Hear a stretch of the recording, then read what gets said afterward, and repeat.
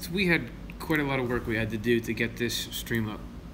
We're on the phone. We're not supposed to be on the phone. We're supposed to be on the computer, but there was all this crashing, and everybody's probably looking for this community chat in the other event. So we're trying to reroute people there right now.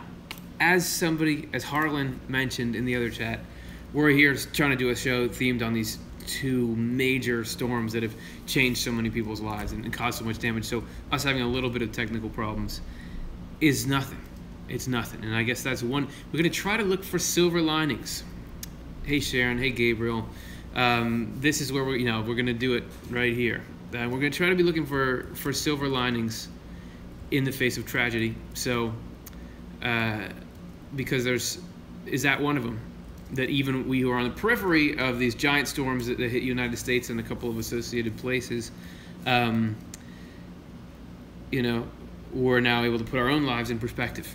Thanks, Nika, for sending the link to the others. Hopefully we can get everybody over here. Thanks everyone who waited for 15 minutes on the other one as we tried to get it ready. So this is a community chat. I've set a goal of talking about these hurricanes and where's God in that. Of course, you guys can direct the chat. I'll try to prioritize anything that has to do with that. And yeah, for people at home, I don't know if the audience chat will show up in the video, so it may just be a video of me talking, in which case you're forgiven for not watching much of it. But I'll set the scene. Hey, Pirate Bird. And hey, Gert. Thank you so much for giving me that ride in the cab the other day. Keith, how you doing? So, think about these two storms. I'm not sure if everyone's aware of them, so I'll give you a little background. There was two major hurricanes that recently, there was one named Hurricane Harvey. They hit the United States, specifically Houston and the area in the Gulf Coast. Oh, Lisa. Lisa says that she lives in Central Florida. God was very good to us. We didn't lose power. Wow. So you must be one of the few, because as I understand it, the whole state of Florida almost is out of power. Hey, Sophia from Lisbon. Nice to have you joining us. So you had Harvey hitting the United States, and then Irma just really, really hit a lot of islands in the Caribbean. I know that Antigua, I saw this article that they had no people left on the island. That they had, for the first time in 300 years, everybody had to move out. Matthew Bush says, worst power outage here. Matthew Bush, where are you? Are you Florida? Oh, Lorraine is Orlando, Florida, lost power, that's it. Blessed. Right, so there you go. And right there, how Lorraine is, you're saying blessed. Is that part of the silver lining? And I would love to hear from people who are there. I saw this news report where there was people who were in the storm and lost their houses, and the reporter is saying, and this is something that you get reports of a lot, but people are saying, wow, that was just stuff. So glad that was just stuff, and people are what matters. So do we get perspective? Can we at least glean some perspective when things go like that? So Matthew Bush says he's on the east coast of Florida in Hobie Sound. Hey, Bree 100 from Norway. Thanks for joining us. So I was thinking about that, and I feel like we asked this question, where's God, when something like a natural disaster hits more than usual, because if somebody evil does something, or someone you can see, okay, there's a person and there's free choice and that's something, but where does it show up in natural disasters, right? Because there's not a person, you can't blame free choice on that. So I think that, I don't know, what are your answers? How do your spiritual principles help you when going through any kind of disaster? You don't just have to be in the path of these hurricanes. Jen says, I work in the freight business. Rates are through the roof. Why the greed in the times of disaster? Okay, so there you got people using their free will to kind of gouge there. Hey, Cecilia. You're writing in from Italy. Thanks so much for joining us. So, wondering, has anybody been affected by this storm? And if so, how? And did anybody have spiritual principles help them out in this? I'm going to give you... Sharon says, preparing to evacuate really gives me perspective on my false idols. And I'm assuming that what you're saying there is it lets you know what's important in life. And Thomas says it allows us to acknowledge we are impotent in divine terms. Keith says, hey, Curtis, my company, sorry about my finger, I'm keeping the comments on screen. Oh, there, Stuart pulled it up for me. My company dispatched us to Florida to restore power, and seeing all the people helping is how I have seen God working. People get this first-hand experience in really doing something that makes a difference to people. So I'm not saying that, none of this stuff am I saying, oh, this means the whole storm was great, but what good is coming out of it? Because Swedenborg isn't saying that divine providence makes it so nothing evil happens, but that good is pulled out. And what kind of good? Lorraine says, I believe this has nothing to do with God. Free will also means we did this to our planet, not God. So there's this, it is free will just through systems. Katrina Marshall says, we lost power, and I prayed for my family and friends down in Florida, and I was sent a dream that all would be well, and more. Must have felt good. Yeah, so Nika says we have more power and influence than we want to take responsibility for. So maybe it's not so much just we're the victims here. There's other stuff going on, but then again, each of us individually, maybe we didn't have anything to do with it, but some people are paying the price, and why some more than others. Thomas says God makes good come of this. Look at all the charity. And Lisa says neighbors are being more neighborly. Speaking of that, did you guys hear about the guy with the mattress store in Houston? I forget his name now. I saw this long piece about it on the news. That there's a guy who had this huge mattress depot or furniture warehouse with tons of mattresses. And when Harvey hit Houston, the guy said, "Well, no one's got houses." And we got tons of beds because they had all these mattresses they're going to sell. So he opened up the store and just said, everyone come here. You can sleep on these new, showroom mattresses. Mattress Mac, Gabriel's got that right. Mattress Mac was his name. And he just let all his new merchandise get used like that. And not only that, I saw this interview with these two women who, there was a woman and her mother. And the mother was stranded in her house. And this woman had seen Mattress Mac's post on Facebook about how the place is open, and she wrote him and said, "Hey, my mother is stranded," and he sent a delivery truck with some guys to go rescue that woman. So this is a guy that it seems to me like your priorities, your categories of love are totally switching. He's realizing, all right, so love of the world, even though I got to have a business and that's good, that's down right now. The time for unconditional helping is here. So anyway, I feel like that's amazing. And Matthew Bush just said I got to meet neighbors I didn't even know existed. And so, is that the same thing that Mattress Mac is finding out? That, hey, there's all these people in the community that now I know in a different way. So hippie Jim Luce says, Lorraine, I do see providence from behind, or at least a lesson. To bridge a divide as I do hold to science as much as I do to faith, I see Irma in both contexts.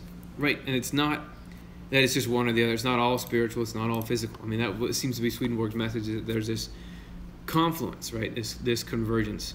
So I want to also look at my own experience with how I thought about the storms. I wasn't ever in the path of either of them, but it did bring to mind this thing that Swedenborg said about love of self and love of humanity.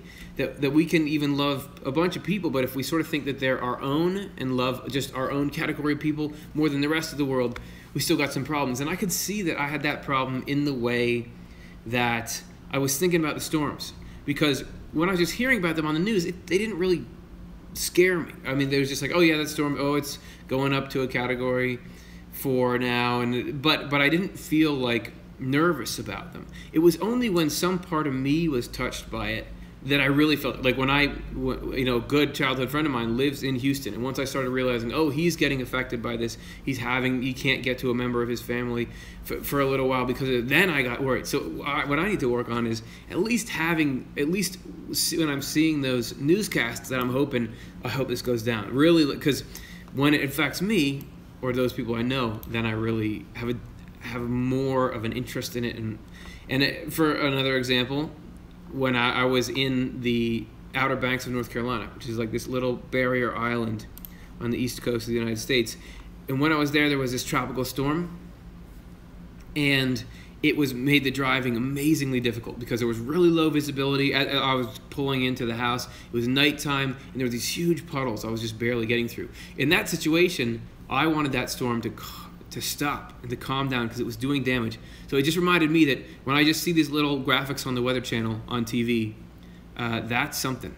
That's really something that I should be hoping goes down. It's not just an interest. Oh, how big are the wind speeds? This is real people's lives. So I just noticed that about myself. Adelana Jacobson says, I remember an NDE account of someone who said that he came back loving all of the disasters and problems of the world because they represent an opportunity to show and spread love. So that's an intense position, but I can see what he's saying, that there's at least an opportunity there. And that's interesting that the NDE triggered him into that. Happy Jim Lou says, I felt guilt as Lorraine as it unfolded. I know the science of climate change. Which nation is most culpable for the dire state of affairs? Keith says, I don't blame God for the laws of nature. I do praise God for seeing the goodness of people who came together to help.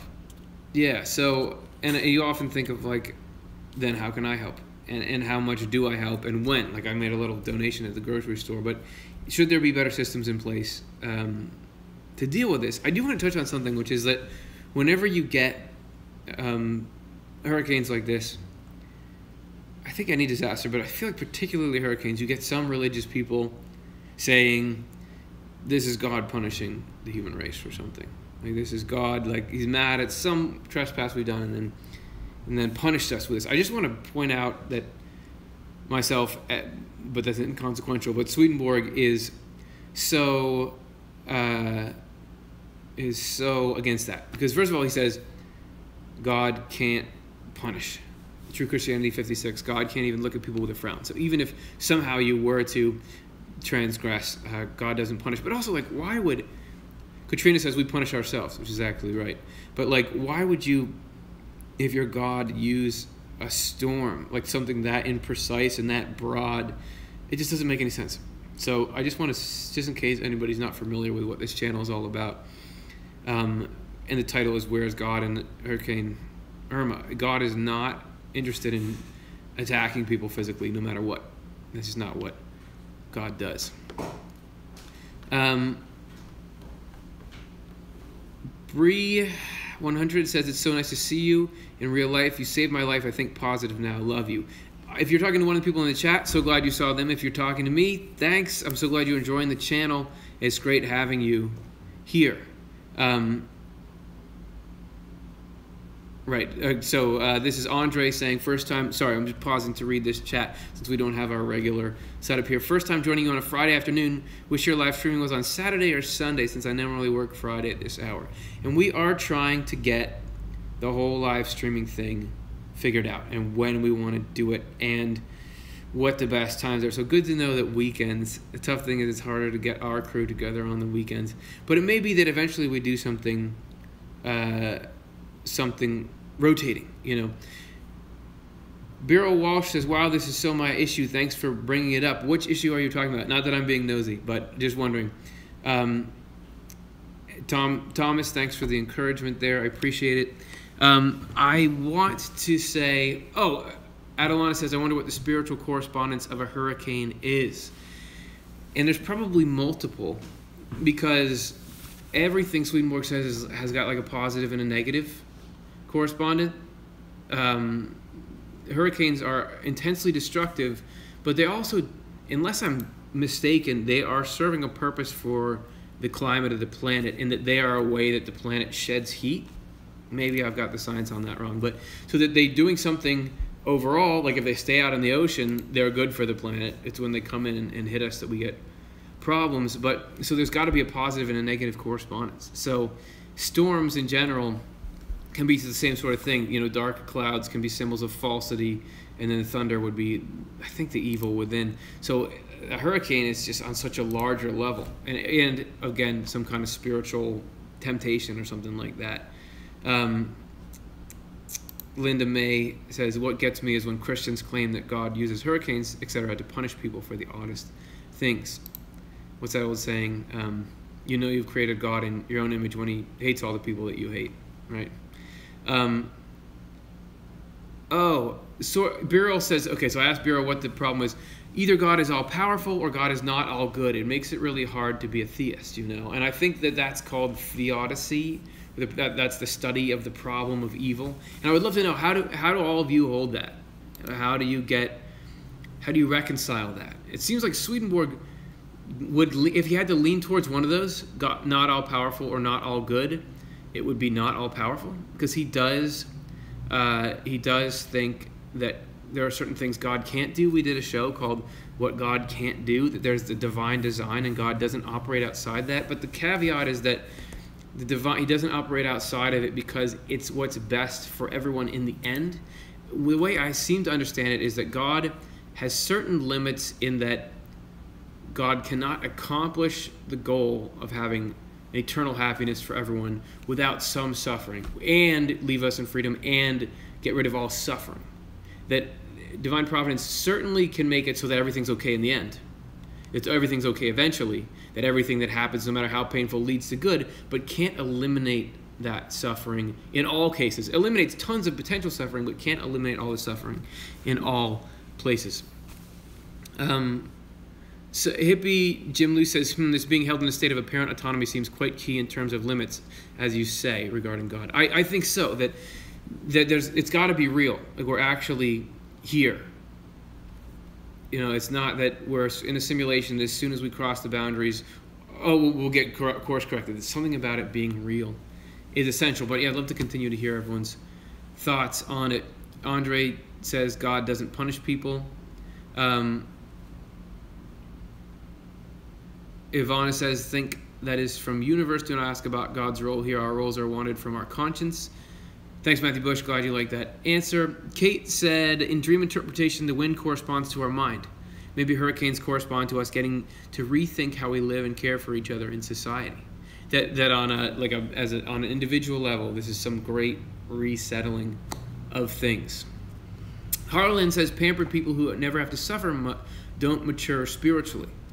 So, not that we want to go out and cause problems for each other, but it does seem like in a lot of cases, there can be a fast track to the things of the Spirit improving when things don't go well. And it's sort of like, so the way Swedenborg describes God's providence is not that God wills these things, but cannot prevent them for the sake of the end, which is heaven. So there's something in there that because of the state we're in, because of the ego and selfishness and materialism which have such a hold on us, sometimes that's the only way we get freed from that stuff. But it's not that God is causing, but is using the opportunity to turn the things we do to each other into some kind of good. And Hippie Jim Lee says, hey Andre, we punish ourselves, it seems, and this extreme weather seems to me to correspond to that spiritual teaching, except here with a science explanation to boot. Andre says, is asking me what is my religion. Well, I don't know. What do you call it? I mean, obviously it's no big secret that I'm talking about Swedenborg all the time, and that I take those precepts and try to live my life by them, and I think they're pretty close to an accurate description of reality. So what does that make me religiously? I mean, I'm not an official member of a church organization, but I think we were talking last chat. One of the reasons we wanted to go ahead and do this live chat, even though we don't got our tech stuff right, is it's been so long since we did one. So anyway, last time we were talking about, what do you call people who are following the precepts that we talk about on this channel? I don't know. Swedenborg called himself a Christian. Obviously, the things that I think and believe have some pretty high divergence from a lot of the Christian ideas out there, but convergence with other ones.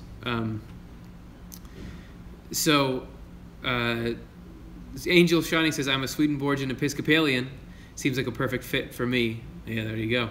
So I think, really what I choose to label myself with as a religion is not quite irrelevant, but getting there, because what really matters is how I live. The church is something inside everybody. So despite what I say or profess or external groups I belong to, the way that I decide, choose, love, and act, that's what religion I am. So hopefully a good one. Hey everybody, want to say hi to Stuart? Here's Stuart right here. Hello.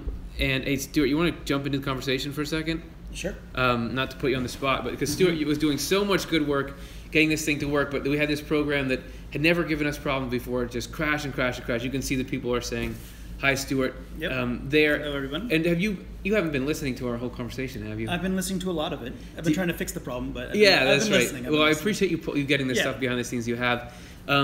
So, have it stirred any thoughts in you? Did you have anything you wanted to talk about related to that? And how do you justify, like, okay, disasters are happening, hurricanes, but also things in your life? What kind of principles do you lean on when that's going on? Any of the above? Yeah, it's really interesting. I was listening to you talk with everyone, and the one thing that came to mind is actually something that I heard once from a Swedenborgian pastor, Chuck Blair. Yep, and he said, he's actually been on the show a couple times. It's Stuart, S-T-E-W-A-R-T. Yeah, Angel had it right. Angel Shining had it right. E-W. People in the chat the last name spelling is what it is. He just said, the thing that stuck with me is that especially when you're dealing with disasters, like it could be a hurricane, it could be a whole lot of things. God is in the helpers is the phrase that I remember a lot. And he got that from Mr. Rogers. Well, did he get that? Well, from Mr. Rogers? Maybe it's related, but sorry to cut you off. But Mr. Rogers, there's a quote I saw from him that says, "When bad things are happening," and somebody, I think it was even I think he's a religious guy, and someone said, "Where's God?" And he said, "Look for the helpers." Yeah. So go ahead, continue. There you go. Yeah. So anyway, good message. No matter where it comes from. So anyway, it's just a really interesting thing, and it just makes me think about spirituality exists with people. It's not a physical thing that you can put on a table or anything. It's about relationships with people. Love of the neighbor, and it's relationships with God. So it involves people, and it involves interaction, and it involves love. Love and truth and wisdom and all that. So. It just really makes sense that in a very challenging situation like a hurricane or a fires or floods or anything that happens around disasters or even just everyday lives, it's God is going to be with people. It's going to be in the people. Yeah.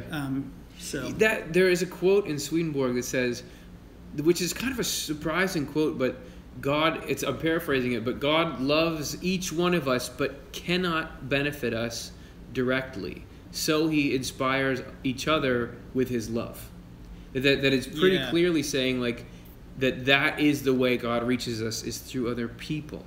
And it's because there must be only a limit to the extent that each of us each of us are able to be helped internally by God. So there's a lot of times when we've got to do it to each other. And there's another one that says, I'm great at just sort of remembering Swedenborg quotes. That's me. Yeah, as it says, people, when you're stirred to feelings of compassion, that is God prompting you to action. Yeah. Which is that's pretty cool. Yeah. That's good. Michael Smith says, we live in a reality of inherent support. No matter what happens to you, how you define it will determine if you respond with conscious attention, love, or deter and distract your attention in fear. Just as we were setting up this show, I realized, hey man, the technical stuff wasn't going right. I even had these notes of things I wanted to talk about. I had to write them on these sticky notes because I was trying to print something out, but the printer wasn't working. Then the flash drive wasn't working because it wouldn't recognize TXT files. And so I was realizing, hey, I'm just about to go on this show and talk about trusting providence. And I've got a choice of how do I react to this, and that's the teeniest example. I didn't do great at it, but I did. So wait, Thomas just said people need to be the receptacles of the influx, which is I think just what we were talking about there. Exactly. Yep. Okay, so I was about to read a question, but it was for someone else. So Megan says, if we keep our connection to God open through prayer, God will prompt us. I call it angel duty. That's nice. Angel duty is really good. You get a certain feeling, and you're like, "Hey, I'm on angel duty."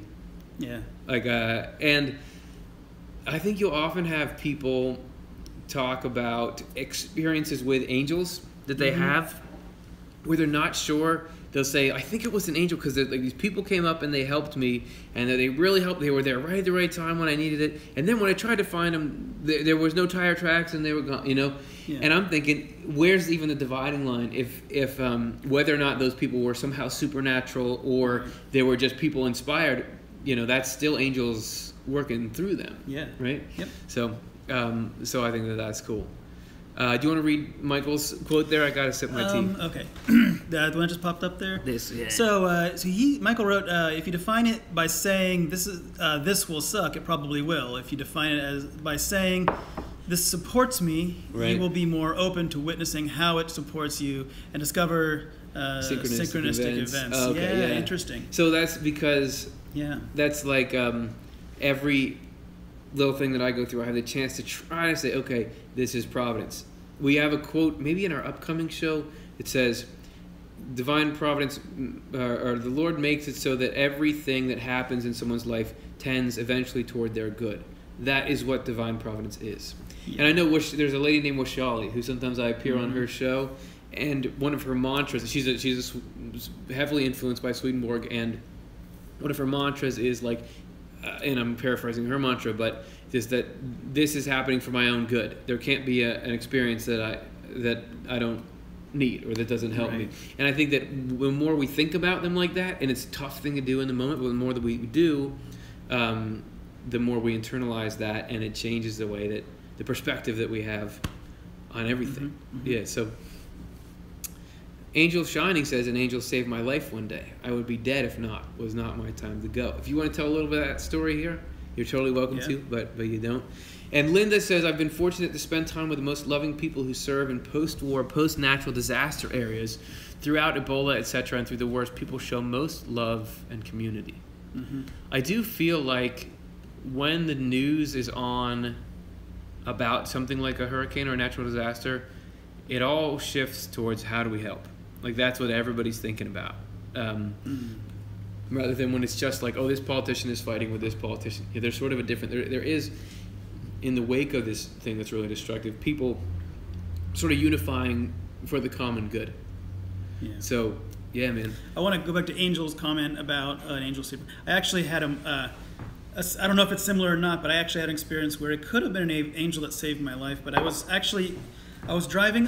This is like 3 or 4 apartments ago. Like back when I was in my 20s, I was living in an apartment, and I lived I lived about 20 minutes away from where I worked. And one day I was late to work, and so I was driving very quickly down a road, and I was kind of being very. I wasn't being a defensive driver. I was being a very aggressive driver, and I really wasn't thinking about anyone else. So I was definitely. I knew I was driving way over the speed limit, and I drove past a parking lot, and I noticed there was a police officer in the parking lot, and he didn't turn on his lights. He didn't come after me, but I just had that moment, and it was just this little feeling of like, whoa, what? It wasn't really like, oh, I could get caught. It wasn't that kind of feeling. It was like, whoa, I'm putting someone else's life at risk. It was okay. It was a weird feeling of just like it just came to me when I saw the officer, and I don't know, it could have been an angel-inspired thought. Yeah. And I slowed down. Yeah. To the speed limit. I was like, you know what? And actually, my grandfather had a saying. He said, "Better for Harold Farmer to be late than the late Harold Farmer."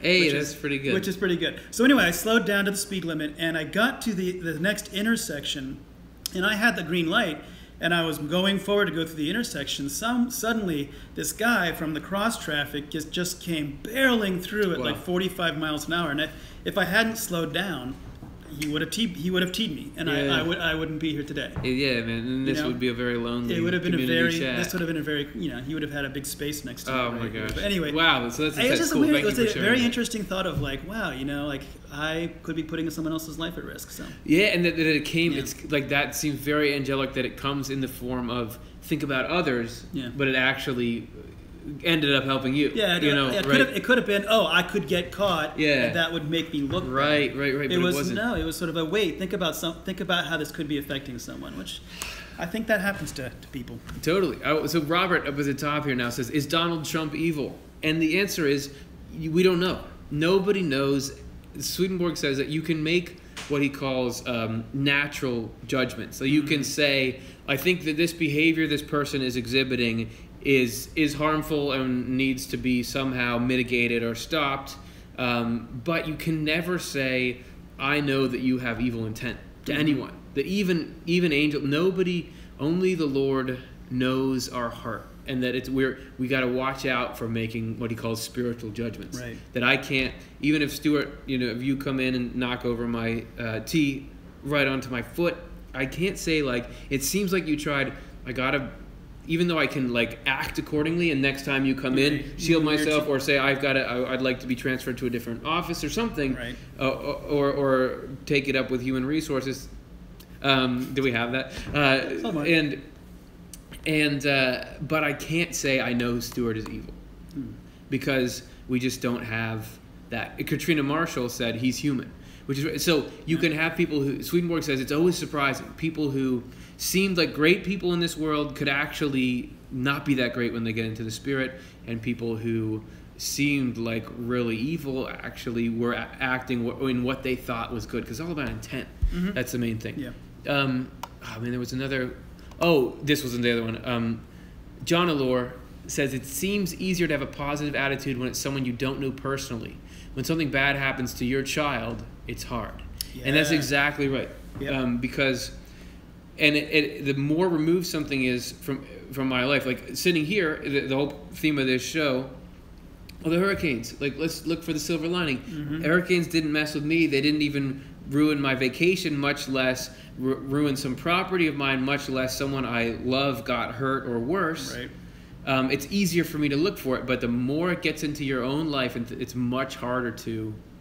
And I don't even think we should be expecting people to, when like something happens to their own kid, immediately. I think there's a time and place just to say, forget all that. I'm angry. I'm upset. I'm grieving. Right. So let's look at. I haven't been keeping up. Yeah, there's a lot. Comments are really flying through here. A lot of good conversation here. You see any? I got two screens to choose from here.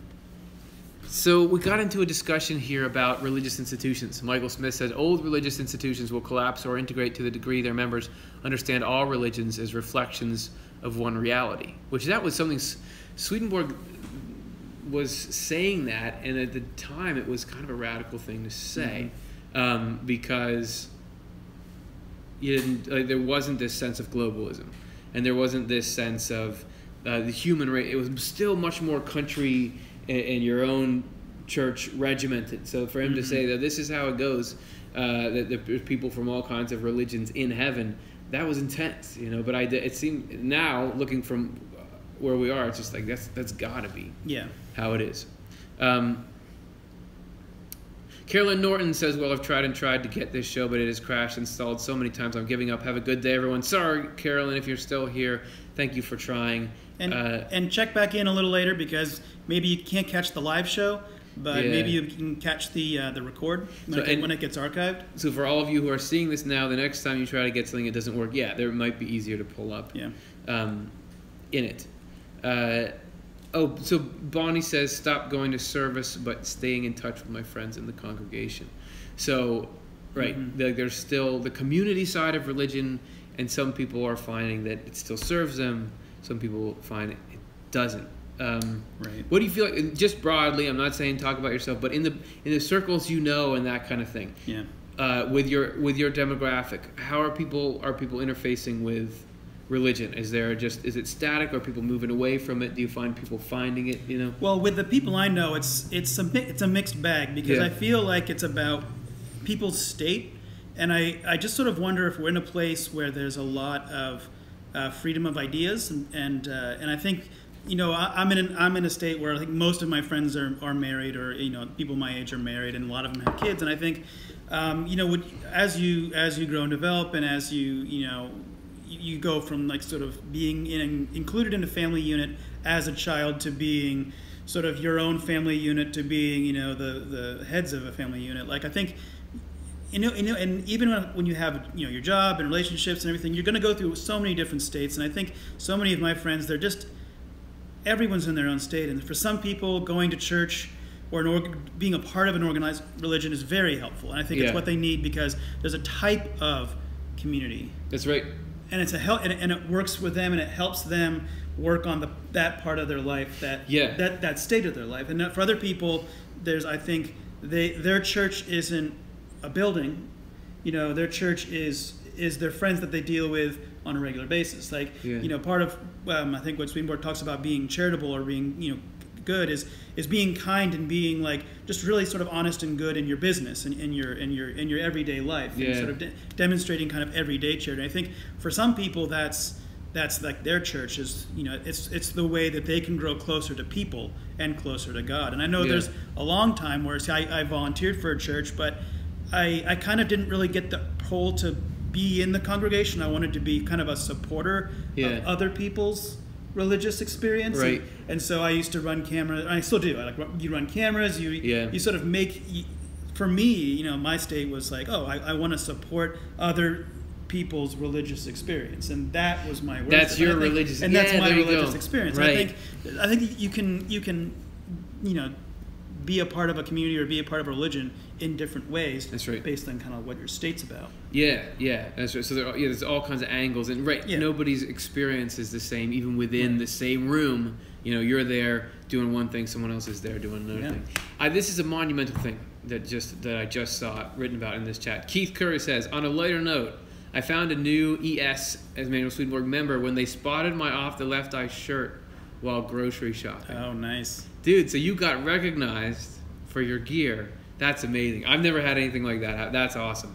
So congrats on that, Keith. And then, since that was our lighter note, we had one up here. Let's see, where is it? Oh, Carol says, my mom recently died. Does she know the good we are doing down here on earth?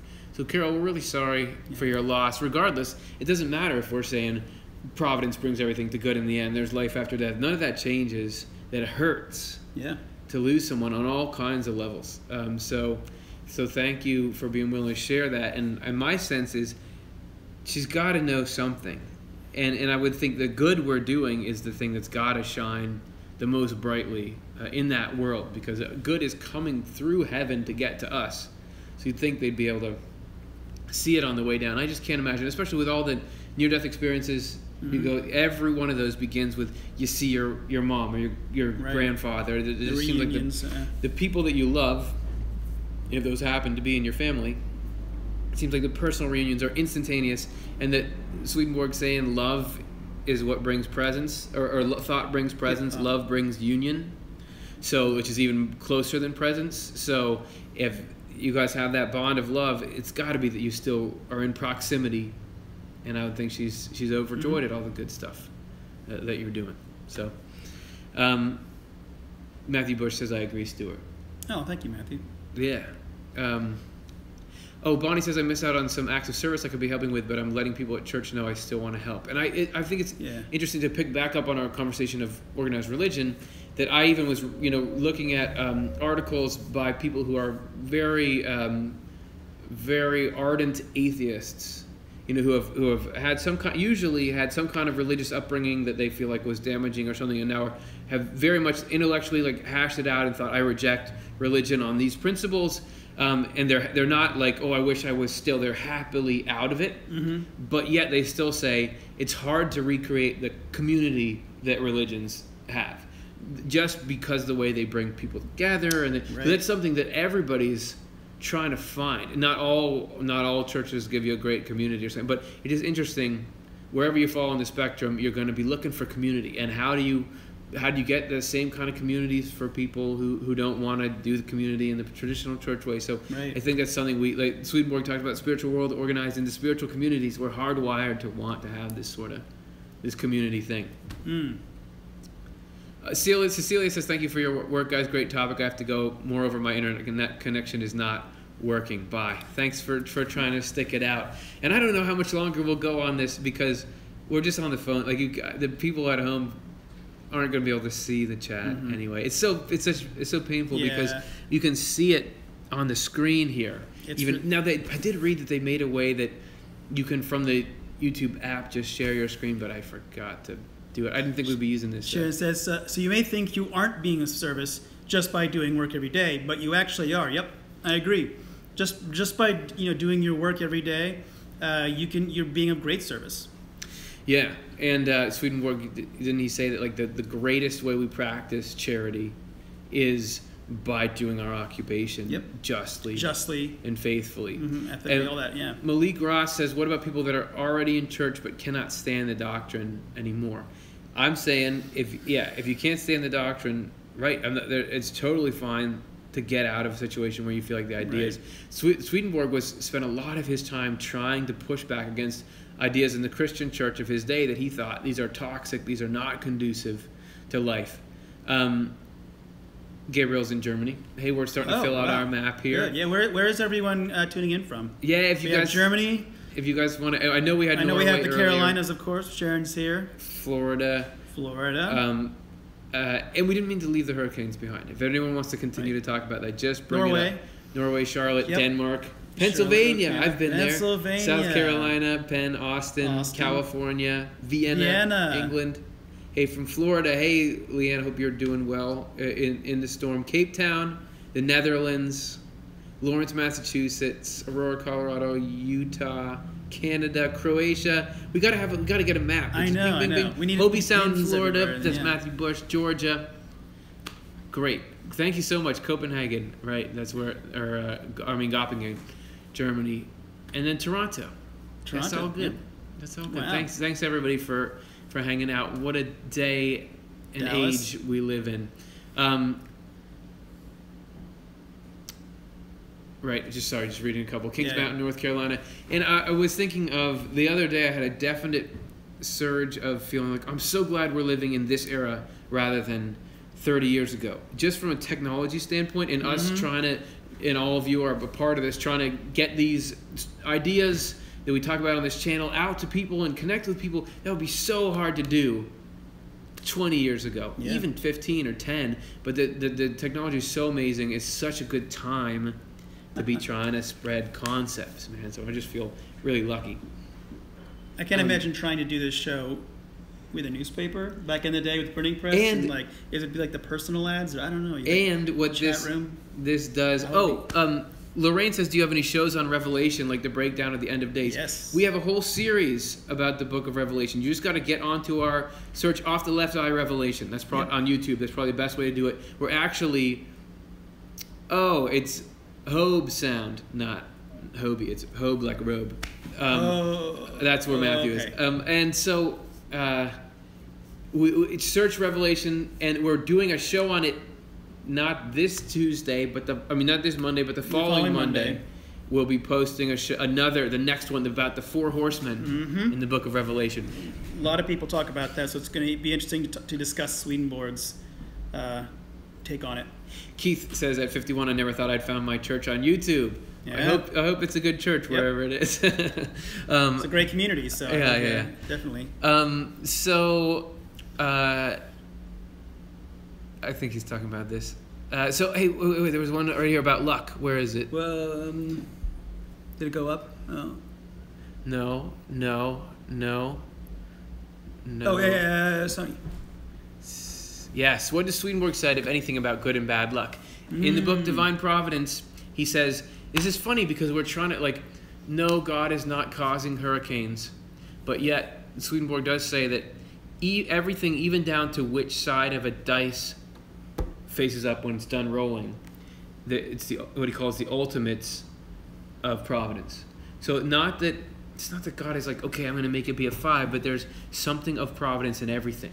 That everything is calculated to, in the end, lead to the most good. So good and bad luck, how spiritual in origin. Swedenborg even talks about seeing people.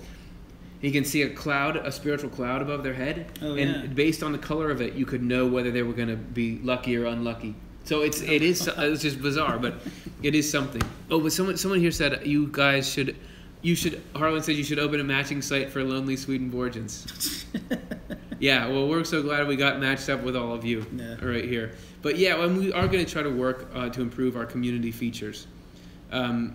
Because we do want anybody who feels like, I want someone to talk to about this, potentially can do it. So Dick Grayson says, have you guys heard of Tom Campbell? He's a former astrophysicist whose theory model of reality is pretty much identical to that of Swedenborg. Our purpose is to grow up by becoming love. No, I have not heard of him, and that is very interesting to me. And if you want to email any links about him to offtheLeftEye@gmail.com, we'd be much obliged, because we're always looking for these convergences. My phone has just told me we're in low battery mode right now, or I could switch to it based on the little amount of electricity that's remaining. So we may be signing off here. Let's see, our number is going down a little, but it's pretty close to as high as it's ever been. So really appreciate you guys all hanging out. And Bonnie says, glad I just matched up with you all also. Yeah. So we may, although the problem is, I don't have like a phone charger that will fit this phone in this office. So even if I wanted to plug it in the wall, it can't happen. So Angel says Dr. Rose could be our online pastor for our online church. Yeah, we could get. He could do that. Fire in the belly. Megan says I took the day off. Thanks, you guys. Oh, you're totally welcome. So, guys, I think that this is about when we should be signing off. As Sonia says, you guys are great. I love seeing this live and participating. We loved having you here, and thanks to all of you participating. So, yeah, why don't we quit while we're ahead with the phone battery. Lily says, love you guys, and thank you for bringing us together. We love you. Thank you for hanging out. Nika says, bye, Kirsten Stewart. Everybody, thanks for putting up with this. I know it wasn't, we didn't get to do what we normally do, where it's a little fancier and everything. But we're so happy to have all of you. Leanne says, thank you for all the work you do tuning in from Florida. I was trying to say a lot of what you said here, and thank you for putting it in video. You're very welcome. Anyone who wants to watch this afterwards, it'll be up there. Yep. Thanks, everyone. And we'll talk to you again. Man, we'll be doing this next Friday and on into the future. And we'll end with this thought. Only one thing better than Swedenborg. Good chocolate. That's from Angel. And so everyone go out there, get some chocolate. Wow. Have a great week. All right. Thanks. Bye.